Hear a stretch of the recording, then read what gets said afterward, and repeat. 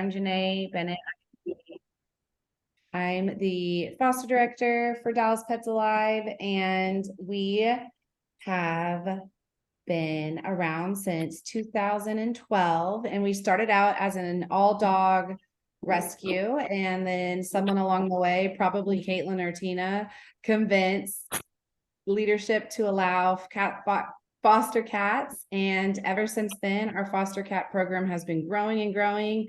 And in the past couple of years, we've actually had more foster cats than dogs. So we knew that there was a need to talk about cat behavior, cat health, and cat all the things. So we are so excited to be partnering with Tina for our Cats and Kids workshop today. Yeah. Why did I say that? Molly, I was just looking at Tina. No, that's like I said, Tina, I'm gonna definitely call on Tina before this is over, because Tina's like, what? Right. I'm so excited to be with Molly, our favorite. I don't have children of my own, so I have never personally been through this Cats and Kids thing firsthand. I'll admit that right up front. But we'll go ahead and get started today. You'll watch and admit people for us? Will you make me co-host? And I can totally do that. Yeah, let me do that here. Now, 1 second. Where can I do that? I think under this, here it is. Got you. Well, it says make host. I don't have a make co-host. No co-host option. Don't make me host. Yeah, because then I won't. Okay. We'll lose. I'll try to watch. I'll watch it as we're going along here. All right. Okay, so let me start. Let me share my screen. Let's do that. And let's go ahead and do this. There we go. Let me get this bar. Hold on 1 sec here.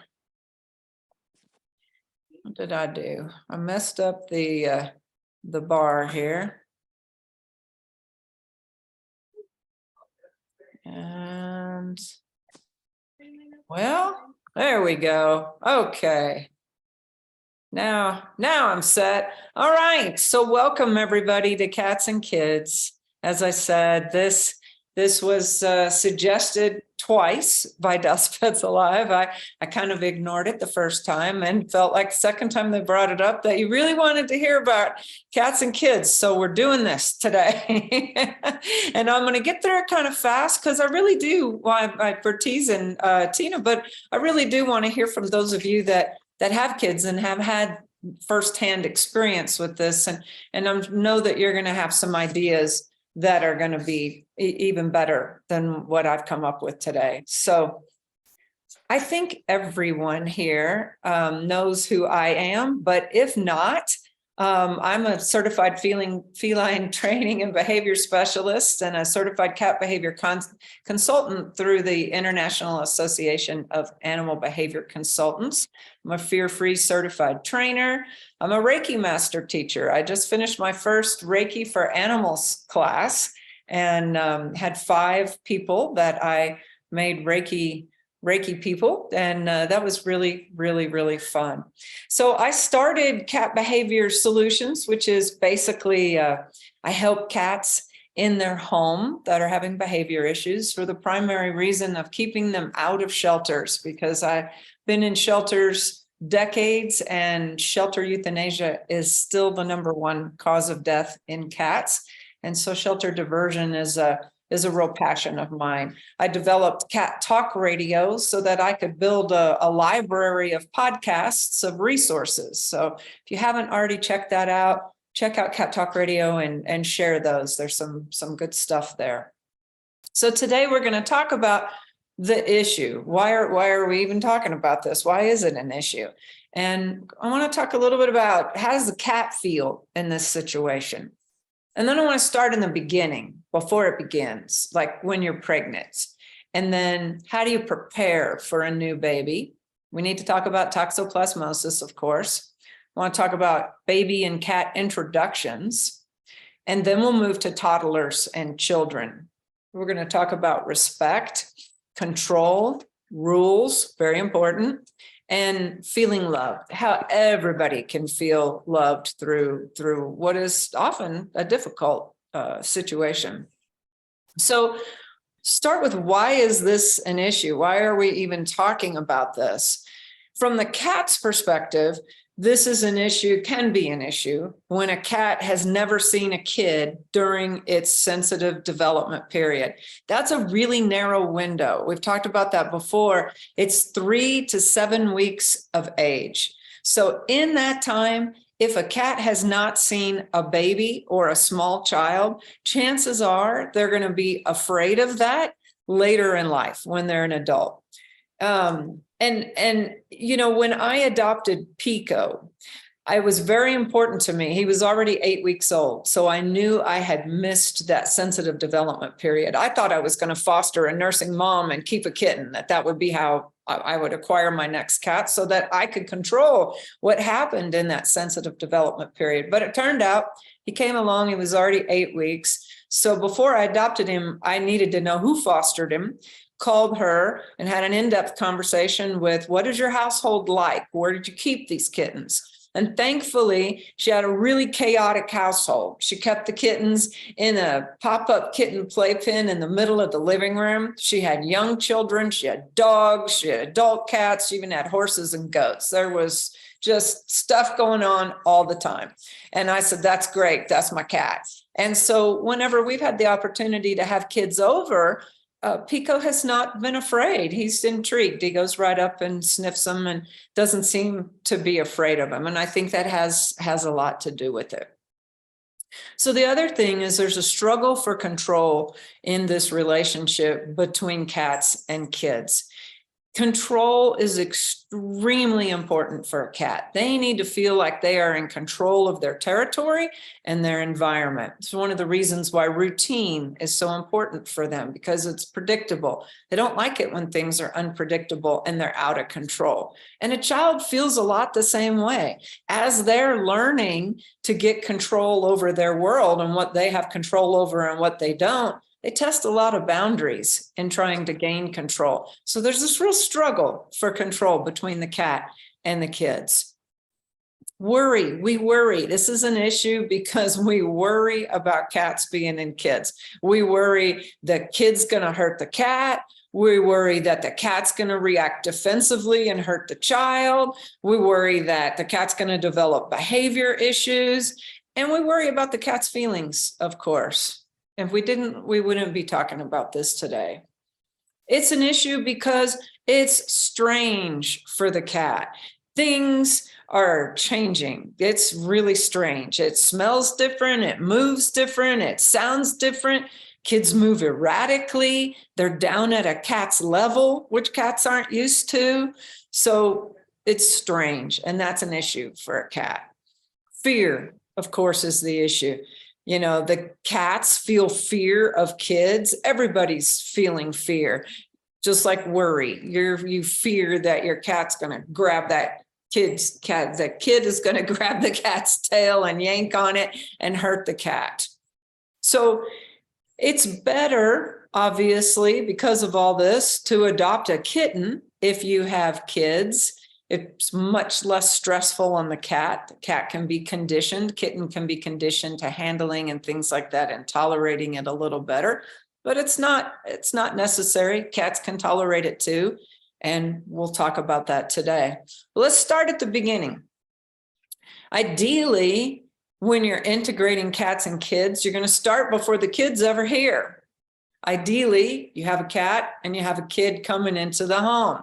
So this is the ideal time to pave the way for integration. So we want to remember the cat is the first child. You know, you can't, and let me back up and say, I really prepared this webinar kind of twofold. For anybody who might have kids and are having issues, for anybody who's expecting a new baby that has a cat, and certainly for fosters and rescues who want to be able to counsel adopters with children. I'm hoping that there's some ideas in here you can get and share with people who are adopting cats that already have kids. So you can't tell somebody how to feel about their cat. You know, I can't make anybody feel like the cat is the first child, but, you know, respecting the cat as a member of the family goes a long way into building successful relationships with the kids. So again, the cat needs to feel in control. It's a very, very important thing to remember through this whole process. Change is particularly hard on cats. Again, you smell different. You as a mother, expecting mother, smell different, act different, schedule changes, of course. Your focus is shifting. That's very different for the cat. And you can expect some status aggression from a cat during this period. It's a lot like cat-to-cat introductions. And when cats feel like their environment is not in control, when they've lost control of their environment, a lot of times they'll begin to act out with status aggression. So the first thing, status aggression and social dominance, and could be blocking and swatting. This can go on between cats. If you have multiple cats, it can go on between you and the cat. So it's something to pay attention to. So start at the beginning in preparing the nursery. Set up the nursery early. I mean, ideally, as soon as you find out, figure out where it's going to be and start working on it, but go slow. All right. Got to go real slow so you avoid abandonment issues and separation anxiety from the cat. You want to avoid sudden changes with this. Make really slow progress in putting that together. You want to let the cat tour the nursery, right? And get its scent in there. One of the ways that cats feel in control is because their environment smells like them. That's why they're rubbing on everything with their cheeks, right? They're placing those pheromones on everything. They need to be able to scent the nursery as well. That can't be a totally off zone for the cat. So before the baby ever gets there, let that cat go in there and sense the space. You want to begin to smell like the new baby ahead of time. This is really important so that it doesn't all of a sudden start smelling weird when the baby comes. You want to start that now. So any kind of lotions and powders and creams that you're going to be using on the baby, use on yourself now so that they get used to it. I Calm Pet makes a desensitization music track that has babies crying in the background and cooing and baby noises and kid noises. Super important for getting a cat ready for a baby. I suggest that you put it in the nursery and let it play so that they get slowly desensitized to those noises that are coming. You can do YouTube also. iCalm, you can download it to your phone. You can Bluetooth it. They also make a little music card that goes into a speaker, but you can put it on YouTube. If you have a TV in the baby room, there are baby sounds on YouTube, and there are videos of babies, you know, playing and cooing and doing stuff. Leave that on. Maybe you leave that on when you leave the house so that your cat gets used to those sounds and that movement. Think about a crib deterrent if you don't want the cat in the crib. I mean, I would, I think, again, I've never had kids, so I don't know, but I would think, sure, why not let the cat be in the crib? But if you don't want the cat in the crib, then I would suggest using a sonic mat. So set up the crib early, and the sonic mat is the thing where when the cat steps on it, it goes, it makes a really loud noise, and the cat usually jumps and leaves. Or you can use the carpet runner material, the clear plastic carpet runner material that has spikes that holds it in place on carpets. Put it spike side up in the crib so that it doesn't feel good on the cat's feet. Doesn't work with all cats. Some cats actually like the feel of it, but one of those things that are kind of humane deterrents that will keep the cat out of the crib. Won't take too many times of them jumping in there to realize, I don't think I want to go in there. That's not fun. And then think about a barrier door, right? Because you're not going to want the cat in the nursery unsupervised. So you got to figure out what this barrier door is going to look like. And you need to install it now so that the cat gets used to it before the baby comes. Let's look at some ideas for that. The best one, I think, is a screen door. And as you can see in this picture, if you can just take the door off or put it on in front of the door. In this particular case, they've left the door, solid door to the room in place and then installed the screen door in front of it. Notice it has a latch. And this way the cat can see in there, didn't feel quite so alienated. And of course you can hear the baby better, but the cat can't go in there. It can see, but not go in there. They sell cat screens on Amazon. This is a cat screen that actually hooks to the door jamb and then zips out. Not as easy for getting in and out of, but as the screen door, but it's another option if you don't want to put a screen door on. Of course, there's custom screen doors. This is actually a client of mine that's doing these 2 kittens he adopted. He has 2 older cats and didn't anticipate the mismatched play styles. So he couldn't put a standard screen door on this. This was an odd double door entry. So he built a custom screen door. You may have to do something like that, depending on what the entry to the nursery looks like. Baby gates, stacked baby gates, but by God, if you got to go in and out of that, that's just always a pain, but there's always the stacked baby gates route. And then walk-through gates. They make these really tall walk-through gates. You might have to put some mesh screen, zip tie some mesh screen if you have a particularly skinny cat or kittens so that they can't go through there, but this is good for getting over. Now, my cat would leap right over this, so I would probably have to go with a screen door in this situation. So, preparing for the baby, right? First thing you want to do is adjust your schedule now before the baby arrives. You know how your schedule is going to change once that happens. You don't want the cat to feel abandoned. You're not going to have as much time for your cat after the baby comes. So start working into that schedule change and adjusting it now so it's not sudden and the cat doesn't feel quite so abandoned and left out when the baby comes. Carry a baby doll around with you. I know this sounds absolutely ludicrous, but the cat needs to get used to seeing you with this thing on your hip and in your arms and on your lap. And put the lotion and the powder on the baby doll so it smells like the new baby. Sit while you're watching TV, have the doll in your lap so that the cat gets an idea of what's coming and gets used to it ahead of time. Obviously, you want to scent the baby's clothes, just like if you're introducing a cat. You want to rub the clothes up on the cat's face, on his cheeks, so that the clothes start to smell like the cat. You'll want to, if you have stuffed animals or anything like that in the crib or with the baby, rub those against the cat's cheeks too. You want to make sure that the baby things smell like the cat so that the cat feels like that's part of his environment as well. Don't exclude the cat.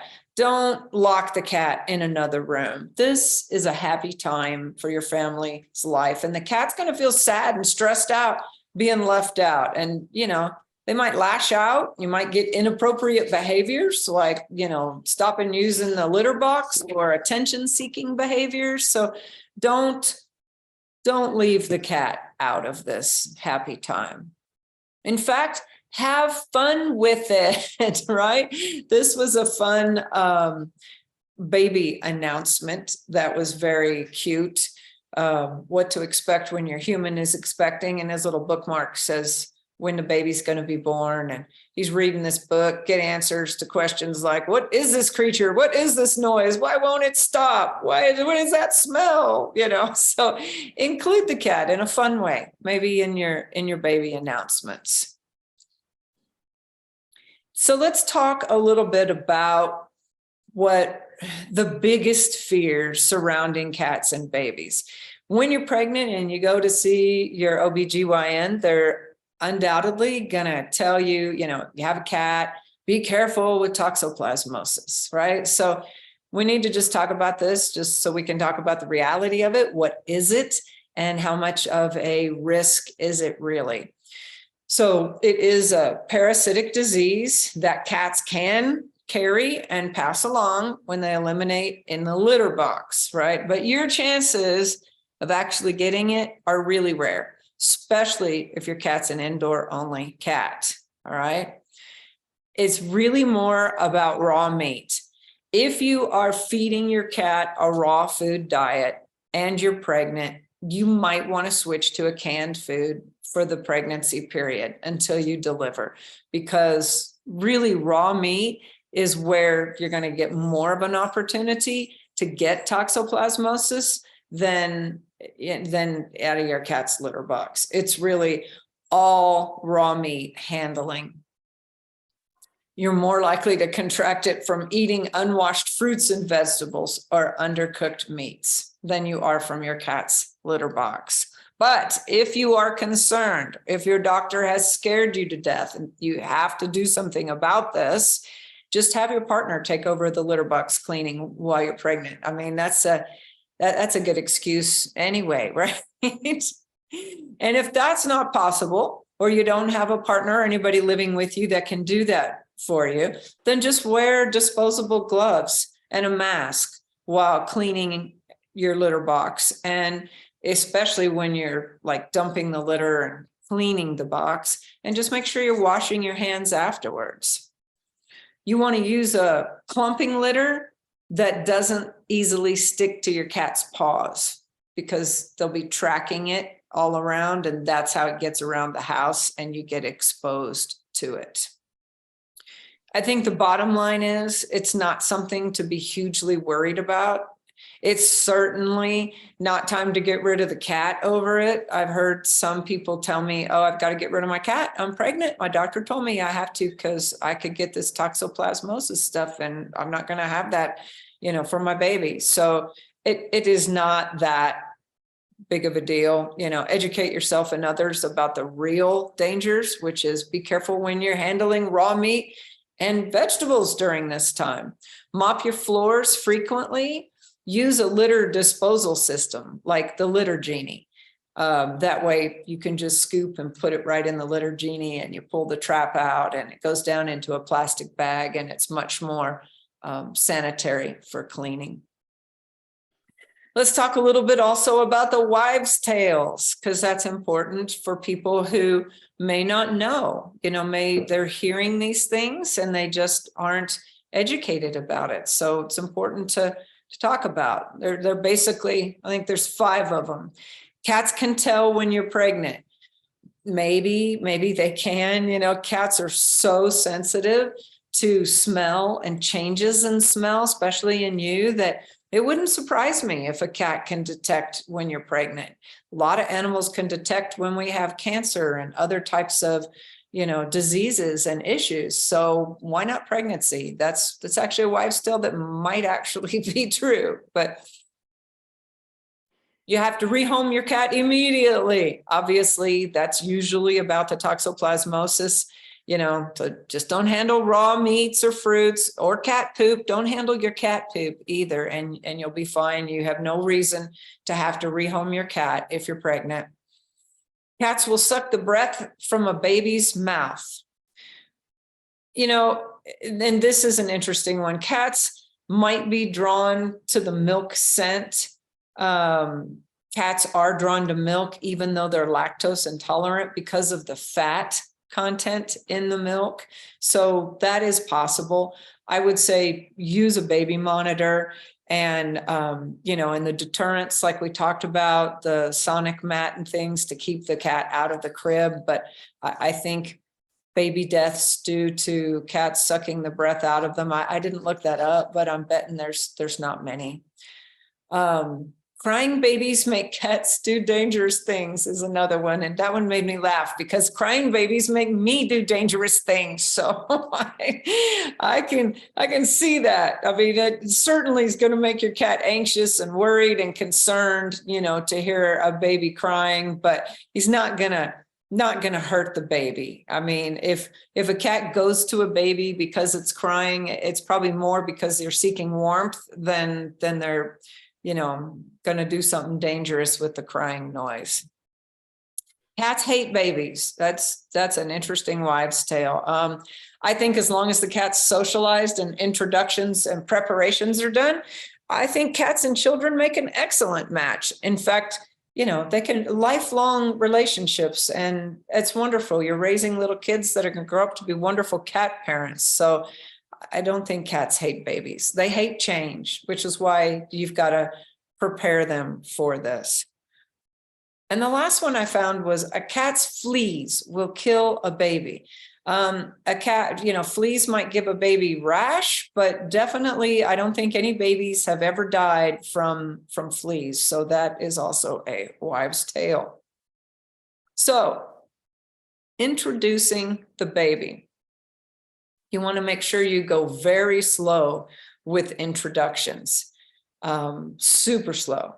Don't rush into it, little bits at a time, always supervised. Do not leave the baby alone on the floor with the cat. You just never know when the baby's going to make a sudden movement, reach out, flop around, whack the cat in the face inadvertently, and the cat might whack back just out of fear, going, oh my God, what just happened?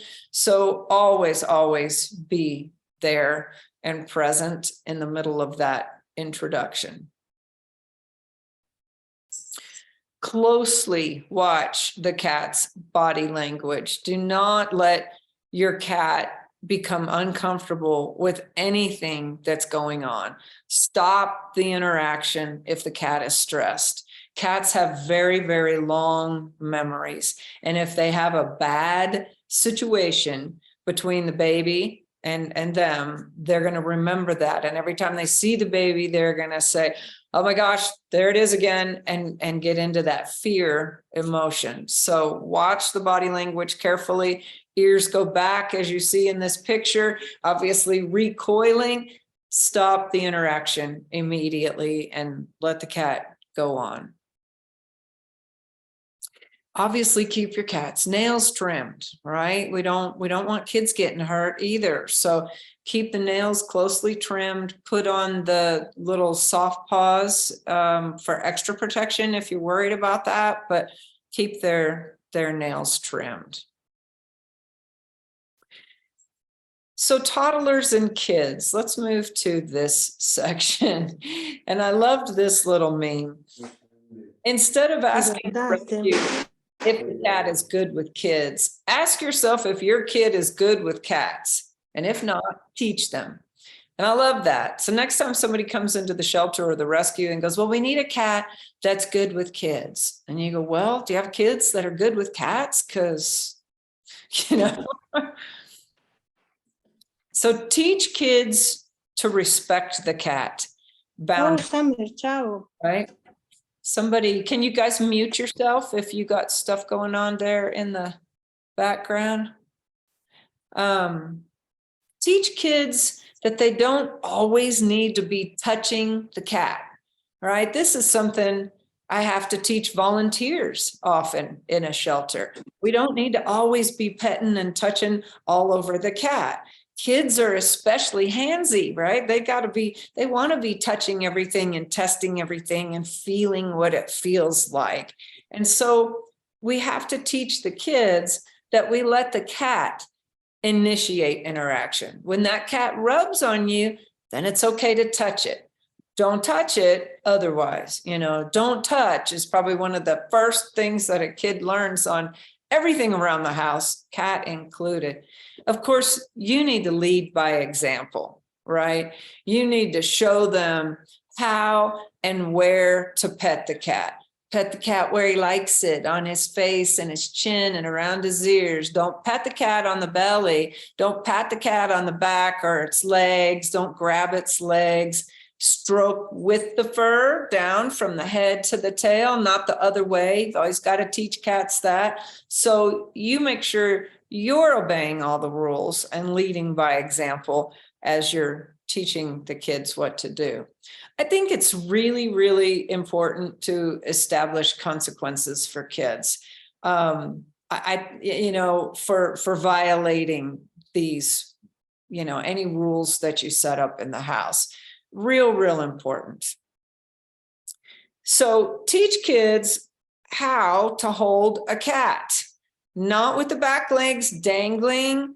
Don't grab the cat around the neck. People post these pictures thinking they're cute. This is not cute to me. This poor cat, he's being choked to death by this kid trying to kiss him. And we got one over here that's dangling a cat by its back legs, ears back. It's, when a cat isn't held properly, it's going to struggle to get away. I wanted to show you this. This is really cute. Is it going to work? Come on. Is it going to work? Here we go. I got it going several times. Hold on.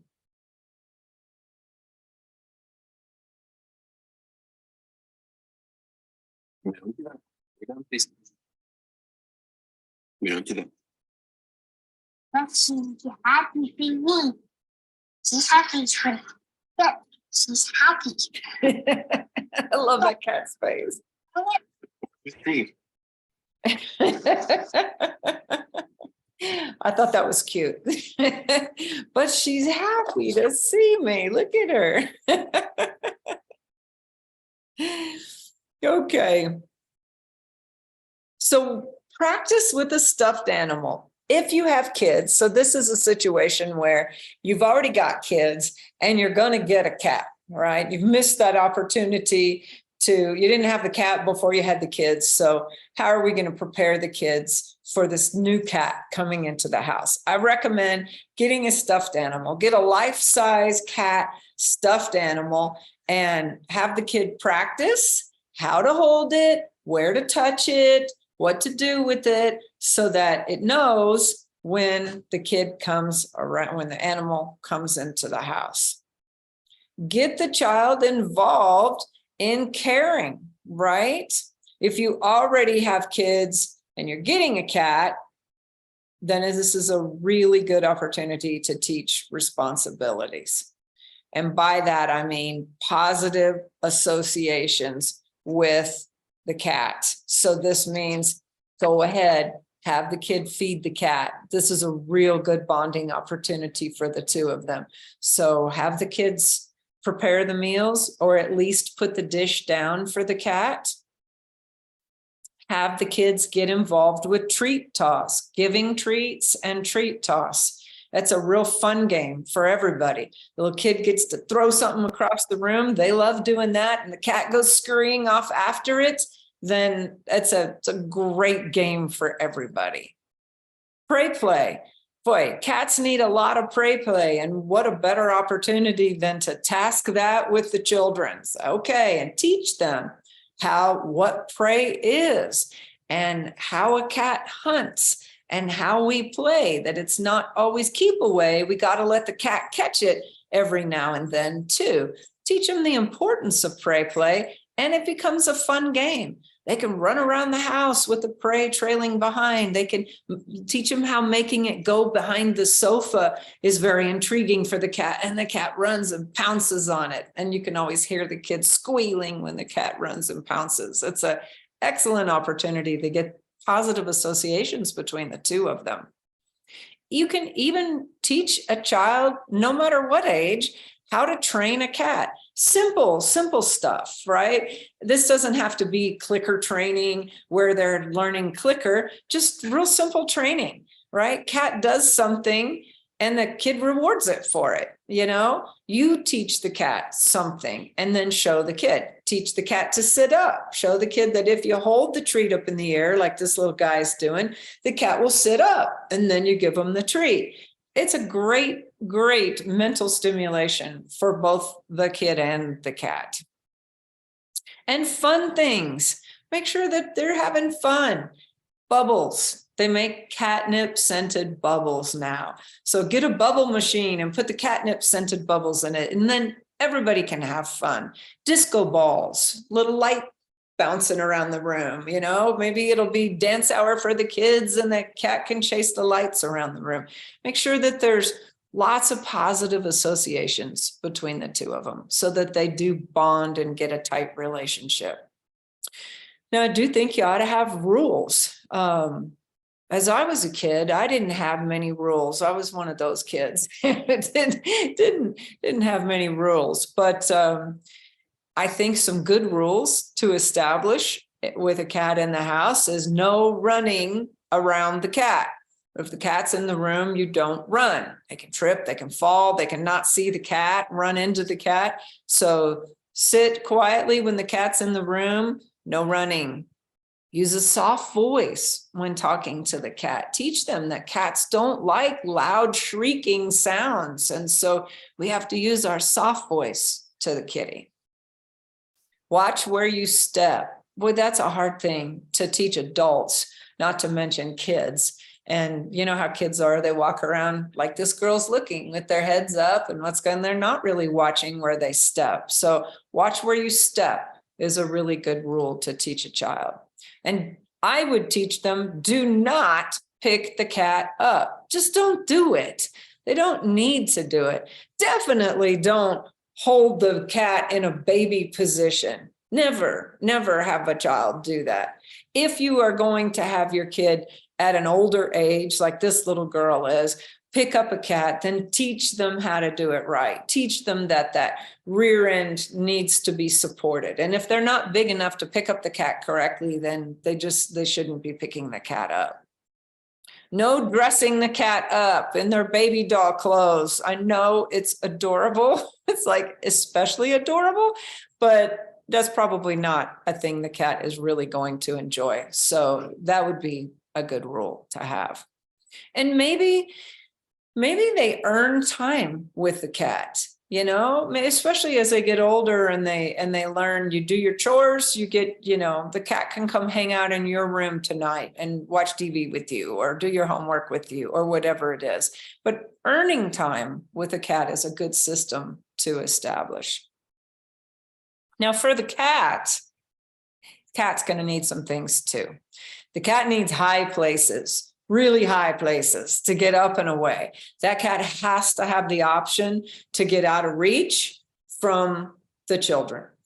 If you have a cat tree, that cat tree needs to be a hands-free zone. I usually say that anyway, whether you have cats or kids in the house or not, that needs to be a place the cat can go for safety.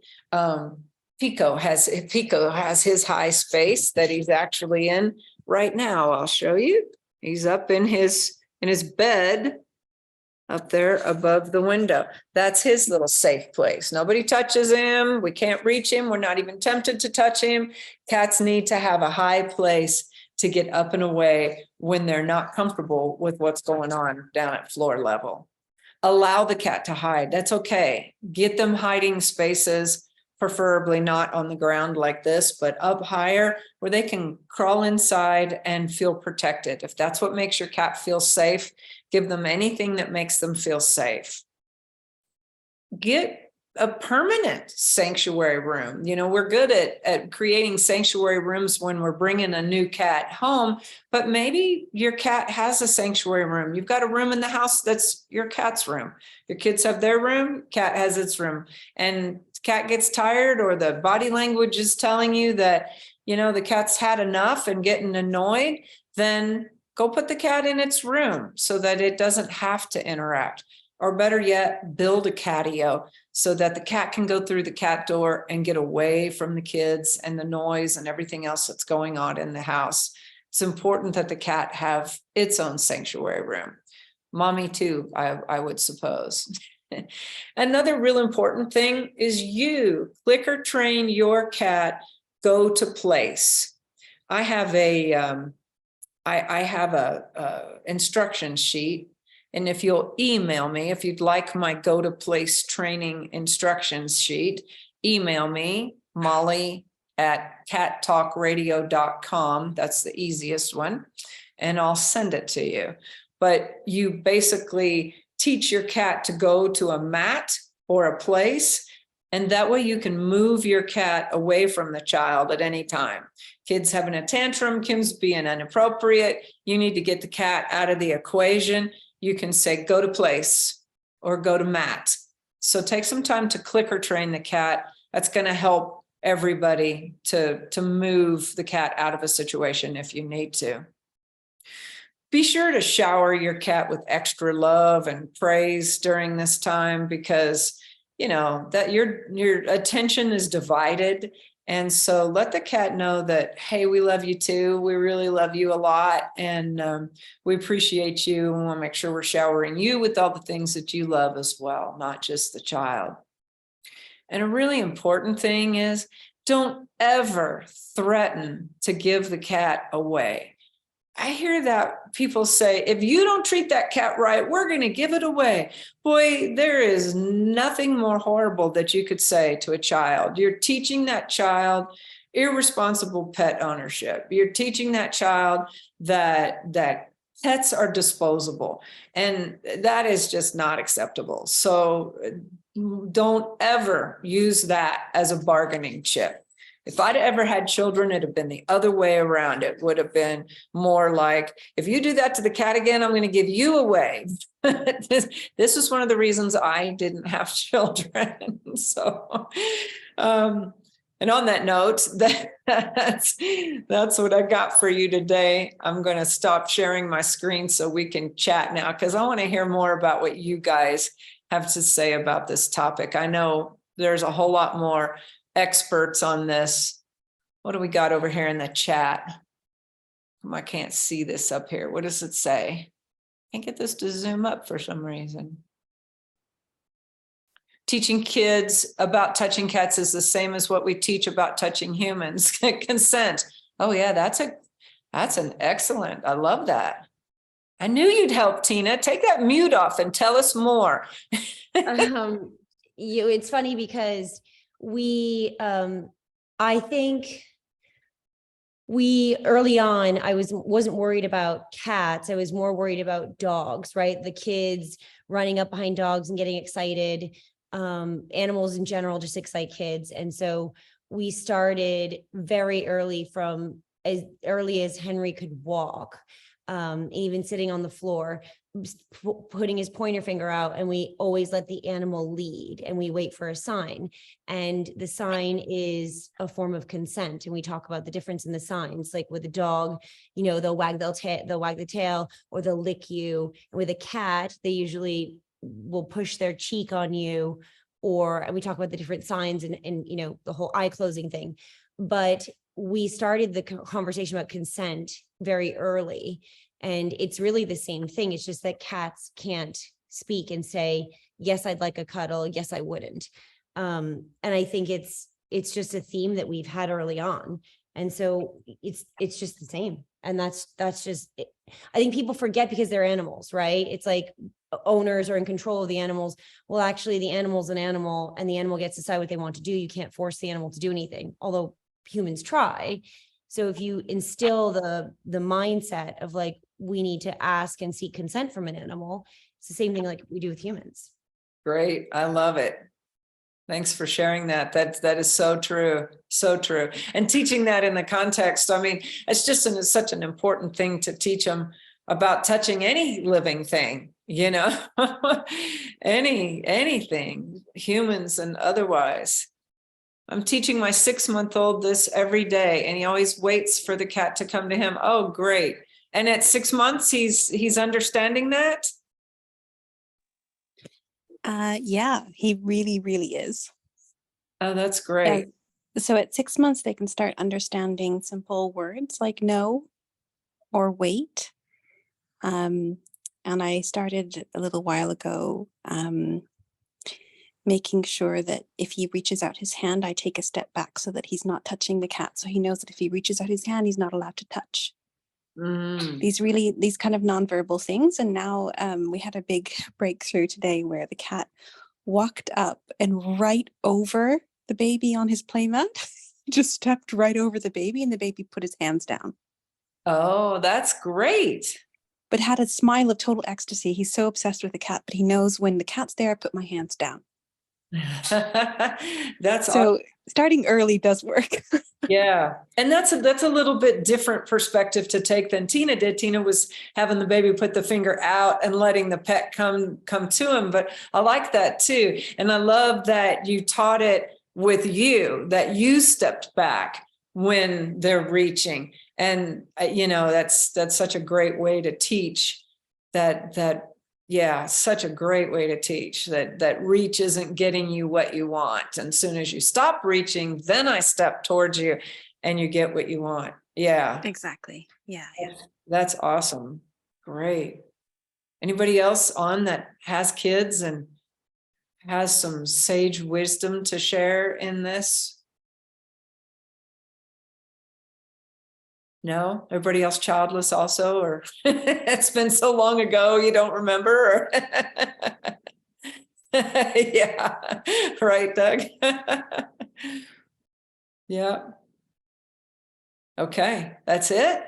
No other questions? What do we got? Hold on. We got a chat question here. Wondering if there's a way I can encourage my 15-year-old cat to come to my son more. Oh, yeah, definitely. Again, have that son feed them, make sure the son is prey playing. I always tell people that is the best way to get cats to bond with husbands, kids, whatever. In fact, at Global Pet Expo this last week, there's this new product. This fishing pole company has gone into the pet field, and they've taken a little child fishing rod, and it uses real fishing line, so it doesn't get tangled up or anything.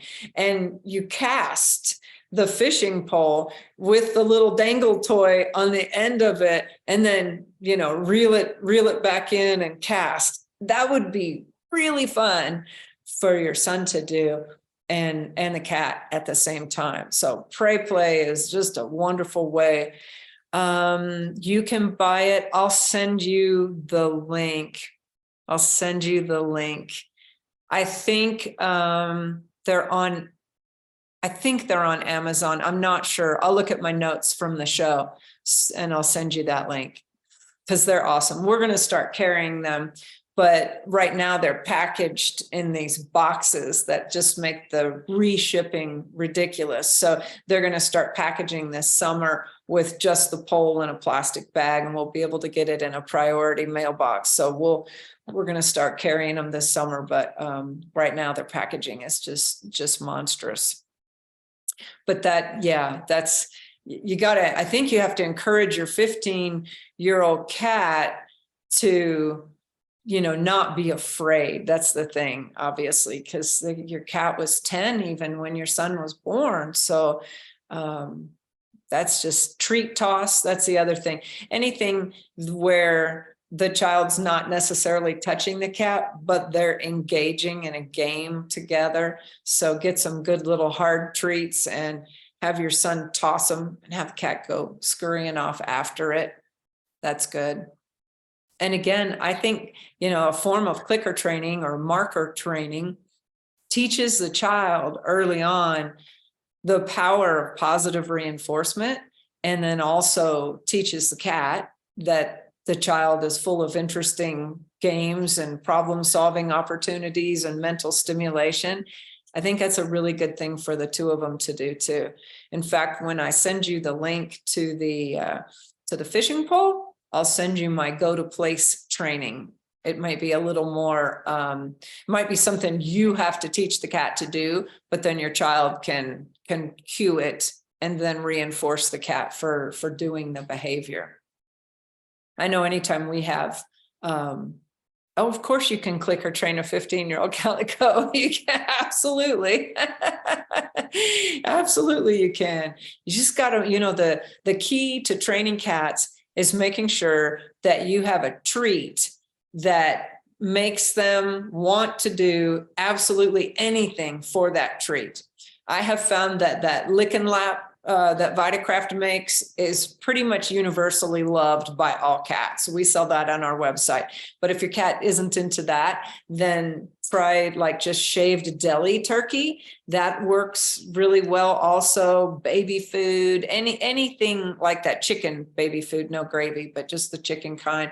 Anything that you can find, tuna, fresh tuna, something that you reserve, especially for training time. And you don't have to use a clicker. You can just use a verbal marker. You can say yes when they do it. But we have kids come over and visit, and I get out my little hula hoop. I have a small hula hoop that Pico jumps through. And when he sees it, he knows he's going to get a treat and it's time.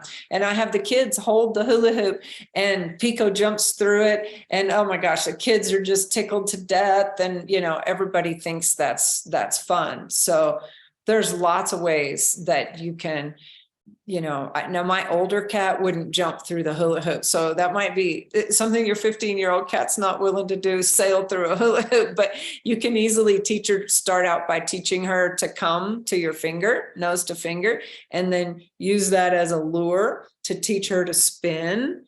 There's all kinds of things you can teach an older cat that's not quite as aerobic as jumping through a hoop. But absolutely. Yeah. Any kind of interactions. I would totally encourage positive interactions between the kids and the cat. It teaches those kids responsible pet ownership. It teaches them that other species need, the problem solving opportunities as much as humans do. And that, that intellectual engagement is important for cats as well. So anything else? Anybody have? No, that's it. Okay. Great presentation. Subject I've never really considered. Oh, good. Thanks, Doug. Yeah. It's still, like I said, it was one, it was one I was like, okay. And I think, anytime we have adopters that are, even when adopters come into the shelter and I can tell they're at that age where they haven't quite started a family, I always ask, what other, do you have kids at home? What other family members are at home that are going to be living with the cat?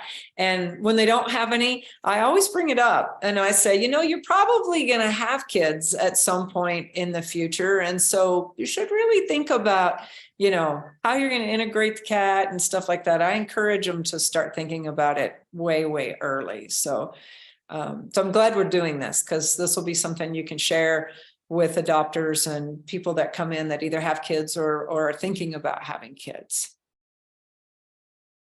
Okay, everybody. Thanks for joining today. And as I always say, until next time, keep calm and purr on.